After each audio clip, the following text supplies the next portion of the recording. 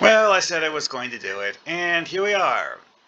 Episode 1 of The Acolyte. I've decided to do each of the episodes individually in terms of looking at the story and what you could use in a TTRPG from the story that they have here and where you could try to use it and what you could do. And, well, quite frankly, this one is particularly scatterbrained. I counted, and I think it takes place on no less than 6 planets.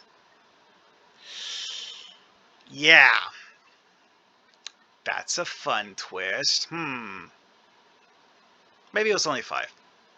Still, though, you get the idea. Not exactly a single setting, shall we say. Anyway, though, I'm probably not going to just do the episodes one after another. I'm probably going to go over individual concepts and things after the episode in which they're introduced, because of the fact that certain things require extra explanation that you can't really do in the context of explaining a single episode. So let's go with the starting episode. The description: the Jedi pursue a suspect after a shocking crime. Well, the shock of the crime, of course, is the simple fact that the crime happened at all. But I'll get back to that later. Yeah, here's also a little thing here about the setting, because this is the High Republic era. This is before the rise of Palpatine. This is before all of the nonsense in the prequel trilogies happened. And it's a time period that they probably chose because, while the expanded universe had said a whole lot about it, it had never actually been made properly canon, and Disney decided to throw out the EU and thus let people steal everything from it at will and reuse it. Which is where a lot of this comes in, and I'm going to get back to that later, because there's one thing that, oh yeah, by the way, if you were hoping for a lack of spoilers, yeah, this is the wrong YouTube channel for non-spoiler content. I genuinely have a great amount of difficulty remembering what counts as a spoiler or not, and quite frankly, that goes against the purpose of this video. This is about talking about what happened and what you could do instead, not about, trying to avoid spoilers. So, that was your only warning. Anyways, moving on. We start on the planet Ueda. I think I pronounced that right. Probably not, but anyways. Now, there isn't much seen of this planet. Why? Because there's a single scene that happens here at the beginning, another scene that comes up later, and then they just leave the place and never come back. So this here is basically the majority of what we know about the place.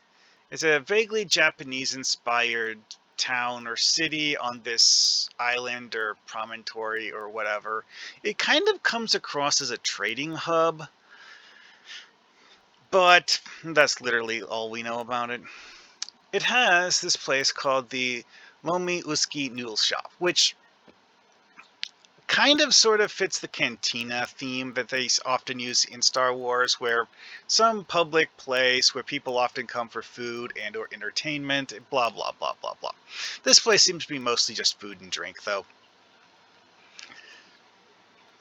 Now, the rest of the town here,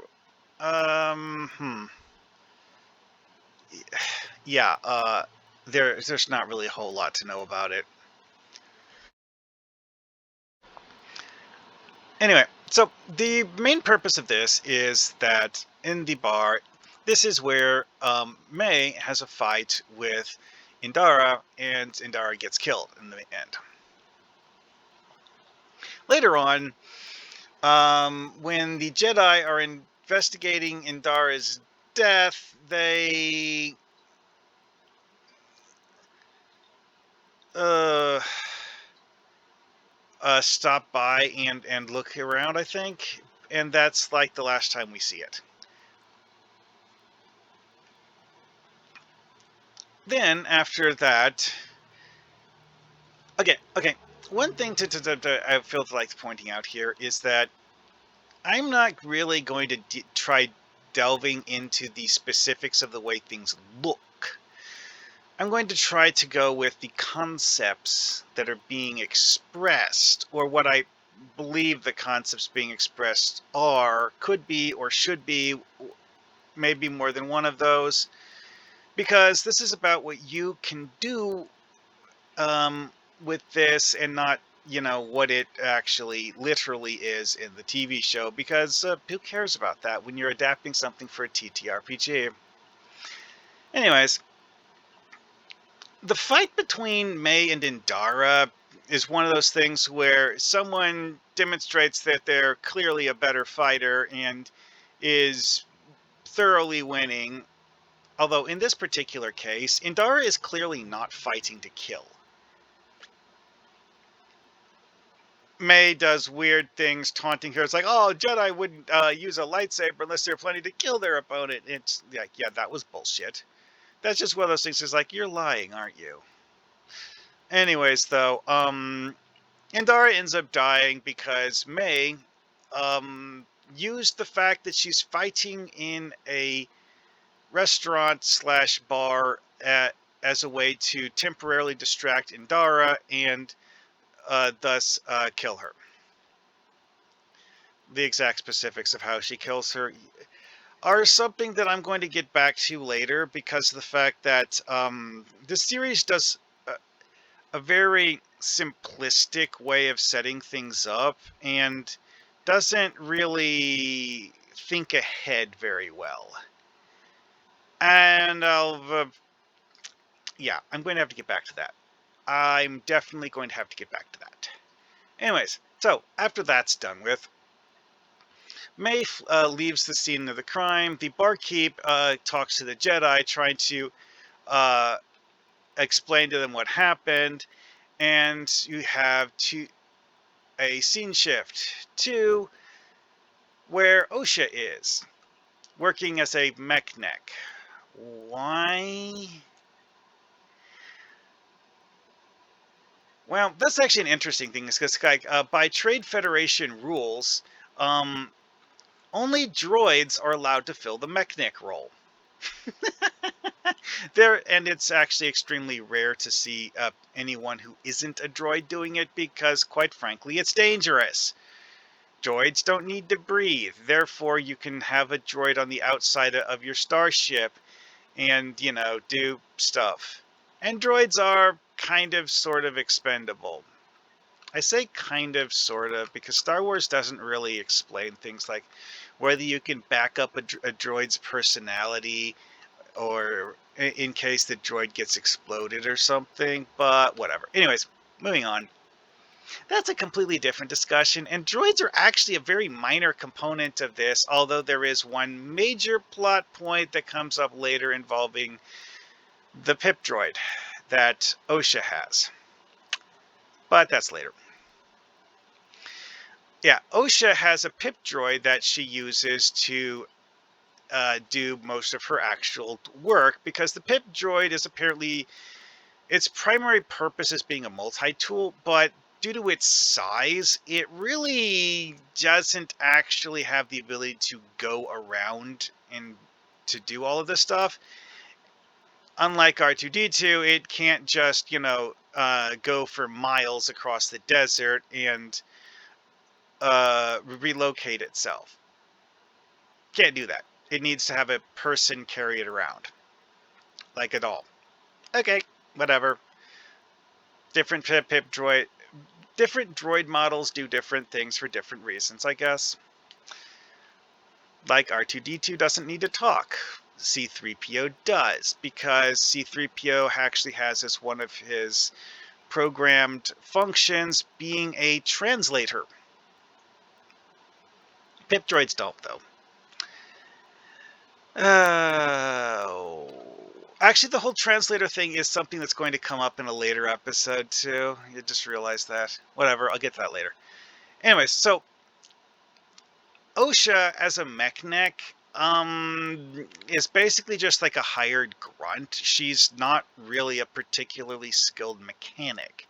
She's just someone who does the grunt work of the dangerous parts of being a mechanic and does whatever the ship's actual primary mechanic tells her to do, which results in things going horribly wrong, OSHA nearly dying, and the ship getting further damaged while she's in the process of attempting to repair it.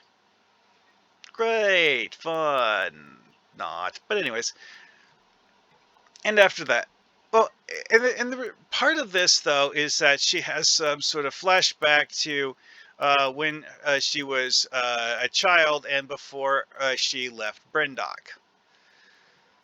The exact specifics of this, the timing is suspicious, and it's not really explained if it actually has a significance or if it's just poetic license that they threw it in there. I'll explain that in more detail in probably a later video, because my next video is going to be about the whole OSHA May thing and why the way they wrote her is dumb. But could be an interesting idea. Could be, if you wrote it better. Anyway, moving on. So, after she has her thing, uh, the Jedi Knight Yord Fendar and his Padawan Tassi Loa show up. Yord is a human who we will see in several episodes. Benny will die. Yeah, unfortunate. Tassi Loa, on the other hand, only shows up in this episode and thus doesn't get killed on whatever that planet was that the Wookiee Jedi relocated to. Thing is, this is one of those things where she shows up, asks OSHA a whole bunch of questions about her past and where she was, blah, blah, blah, blah, blah. They have reason to think OSHA might be the person who had killed Indara and are thus looking for OSHA to discuss Indara's murder specifically. And then Yord and Tassi stick OSHA on a prison transport so she can be taken back to Coruscant for further investigation. Said prison transport is run by droids and doesn't actually make it to Coruscant. Why?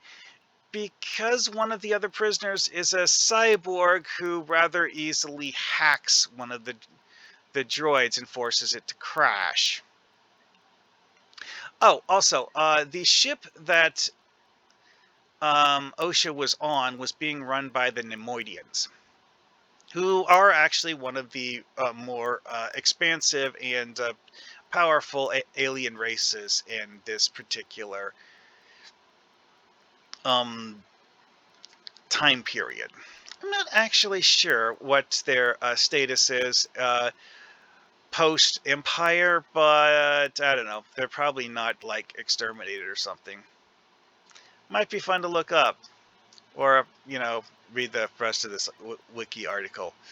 Whatever. Probably get to that later. Probably. Anyways, so Yord is one of the main Jedi characters in the present day part of the timeline in this, because as I kind of got to earlier, this show has two main time periods. What is the present and what was 16 years ago.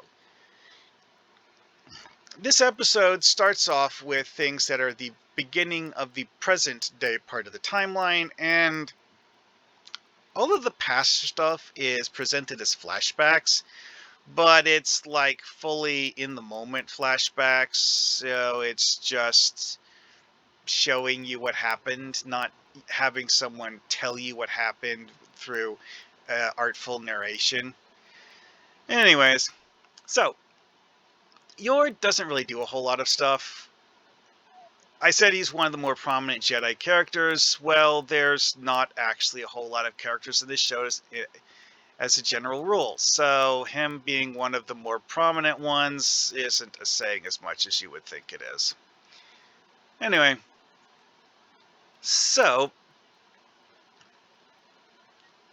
Osha, prior to getting shoved into the prison ship, explains that she had dropped out of the Jedi trials 6 years ago because she basically failed to become a Jedi. Like, she went through the Jedi trials and just couldn't succeed. So she decided to give up and quit. Which, if I'm doing my math right, she would have been approximately 18 years old at the time. This show apparently takes place when Osha is somewhere around the age of 24. Because the past time period is 16 years ago. Osha is approximately 8 in the past time period.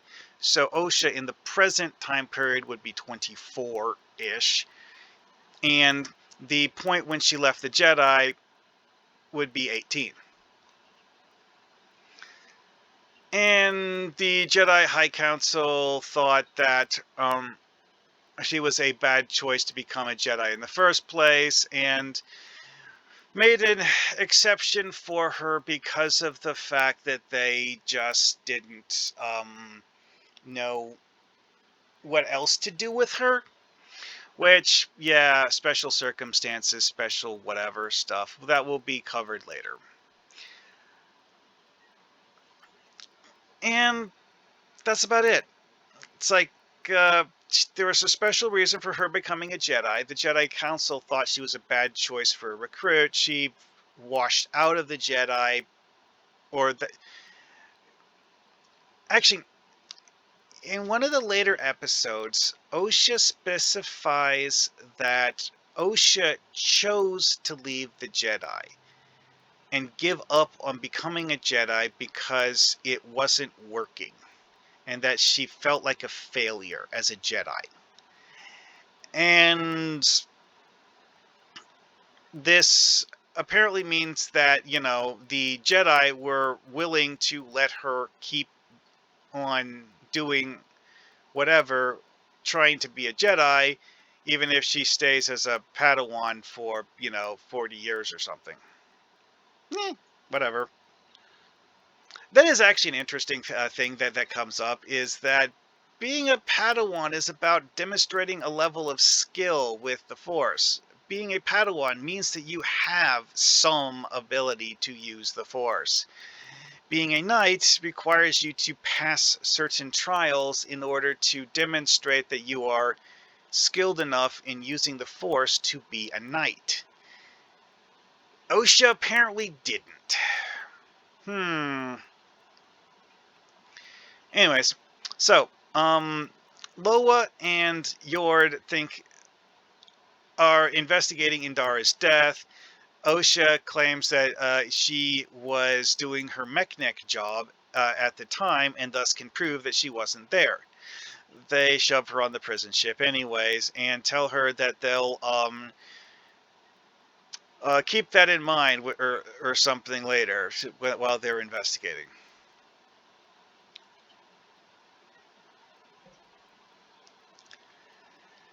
Anyways,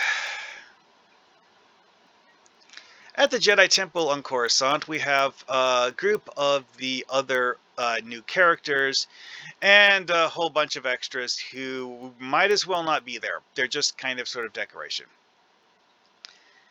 Jedi Master Vernestra Rowe. Oh, also, this is the first time they actually talk about Brindok, and the fact that Osha is from Brindok, or used to live on Brindok, whatever. And Yeah, that's something that I'm going to go into a lot of detail on in a later video. So I'm not going to say a whole lot about it now, but that is where OSHA was in the 8 years ago part of the time thing. And like I was saying before, is that we've already gone through like 4 different planets now. Yeah, we're not done yet.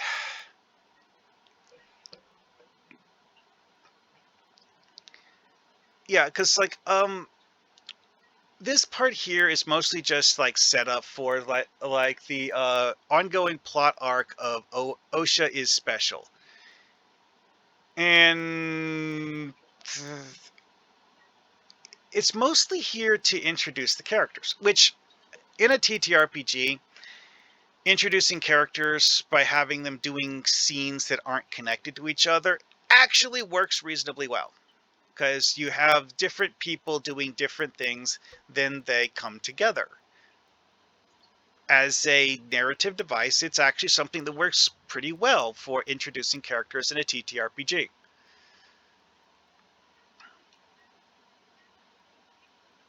Now, the prison ship has a bunch of things in it that are just kind of strange. One, you have several people who are genuinely quite dangerous and fully capable of overpowering what passes for guards on board the prison ship. All of said guards are droids, and one of the prisoners is able to hack droids. Then they all just abandon the ship in escape pods and are never seen again. Except for Osha, who gets picked up by the Jedi when the Jedi find the wreckage of the prison ship on whichever planet it crashes on. Karlak. Yeah, it's the planet Karlak. And there's not a whole lot to know about Karlak, other than it's a frozen wasteland that very few people live on. Granted, there are some people living on it, not a whole lot. The place that Osha crashes is out in the middle of nowhere, where if the Jedi hadn't found her, she'd have probably frozen to death within a day or so. Anyways, Osha and her pip droid are an integral part of the escape thing, though, because her pip droid can pick locks. Why on earth they didn't store the pip droid somewhere where it can't cause trouble, I have no idea. Seriously, this is like not searching your prisoners for weapons before sticking them in the prison transport. Seriously, it's that level of stupid. And honestly, as a plot device in a TTRPG, this is one of those things where doing a skill check and having someone succeed a skill check for smuggling items, you could do that and use that as an excuse. Here, they just don't even bother trying. And of course, there's the fact that one of the prisoners is this creature. Yeah, I'm just going to say creature because we literally don't know what it is or who it is. It's just there to kill droids. Anyways, so oh yeah, also another thing is some of the one of the prisoners was restrained by the use of a parasite known as a Dybbuk. The Dybbuk parasite influences your mind while it's attached to you and prevents you from acting in certain ways. Yeah, here's the guy's face, here's his nose, here's his cheek, here's his chin, and here's the Dybbuk covering his mouth. OSHA removes it, and this allows them to escape or something. This is one of those things. It's like, why would you do this? It seems like a very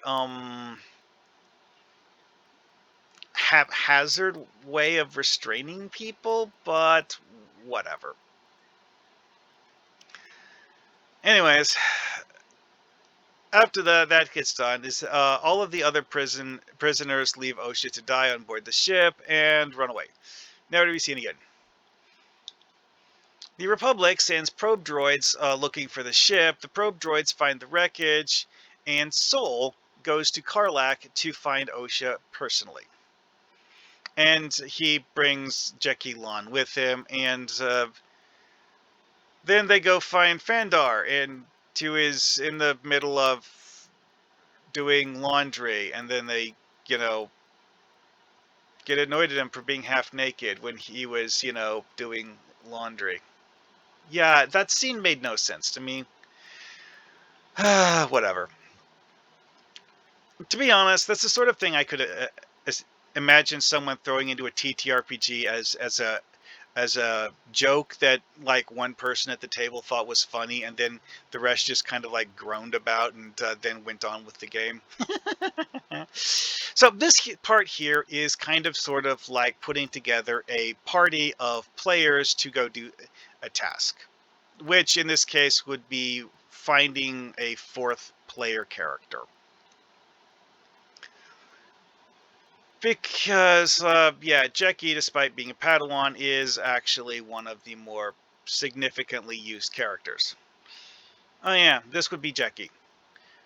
Again, someone who actually did a reasonably good job of portraying a character in the show.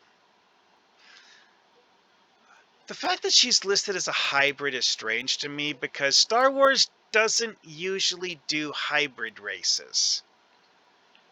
And that's a bit weird. Anyways, I don't need these pages now. Or that one.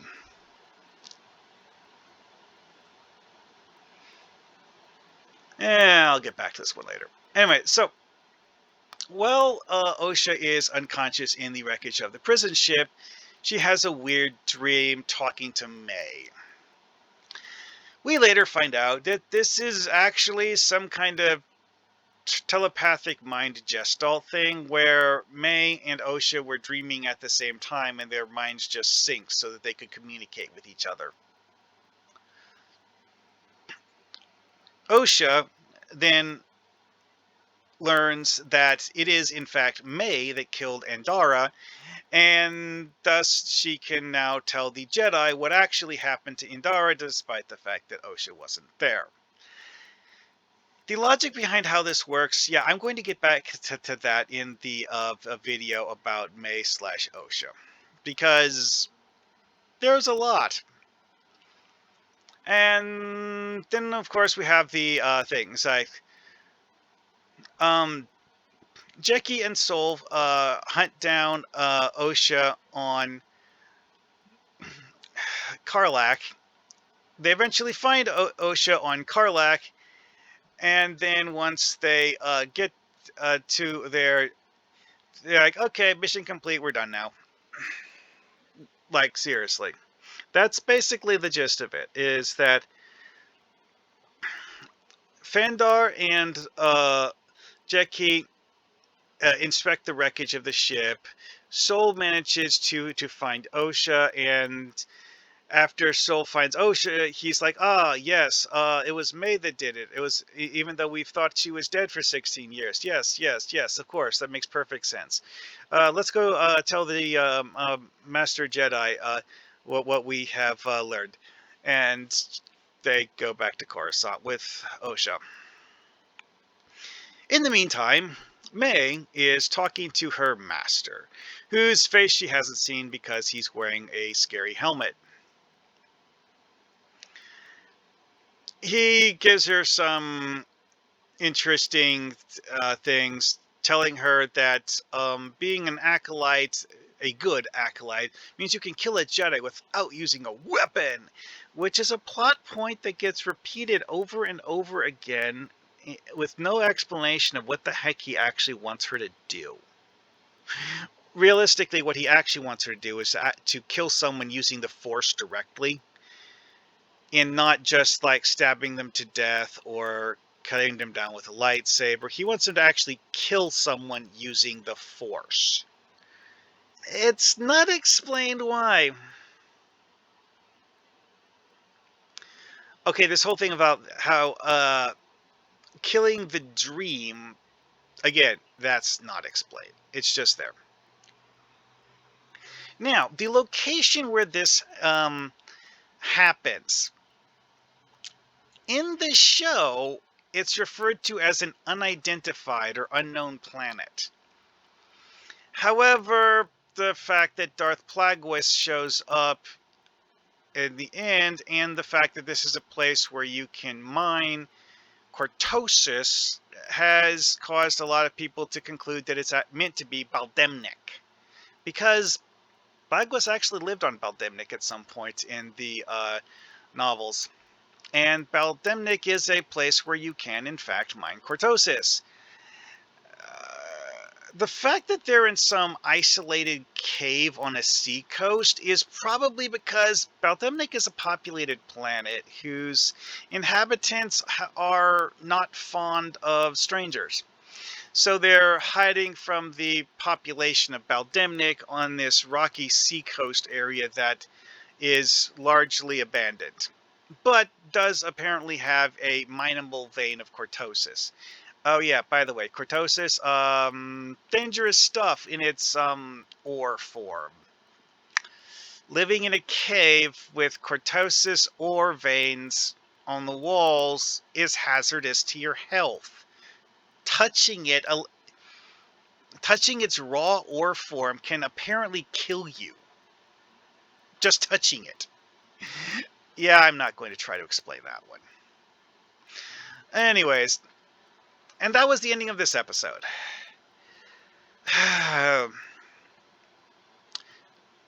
The nature of the story that they're telling with this episode lends to it being scatterbrained. It has multiple planets things take place on. You have different people, different places. It has flashbacks to a different period in time, and so on and so forth. So it kind of needed to have multiple different scenes in multiple different places.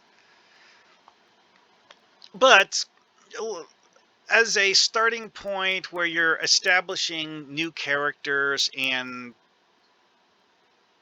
to some extent establishing new locations, because let's face it, Baldemnik, not a new idea. Coruscant, not a new idea. All of the other new places are unimportant places that we'll probably never see again. So, a mix of things. But hey, it's new stuff. See, when you're looking at this from a perspective of TTRPG, places like the Japanese trading village, you could go back there. Your party could decide to go back there looking for information. They could. Whether they actually want to or not, debatable. Whether that actually benefits them, maybe, maybe not, depending on what you want to do with the story. But, it's something the party could do. So expecting the party to show up and leave and then proceed with the main adventure and forget about the place, nah, that's not how players work in TTRPGs. Sometimes players do that. Sometimes they don't. Well. Anyways, that's about it for this video. Next one, I think, is going to be about May Osha and why that's such a bizarre idea. See you next time.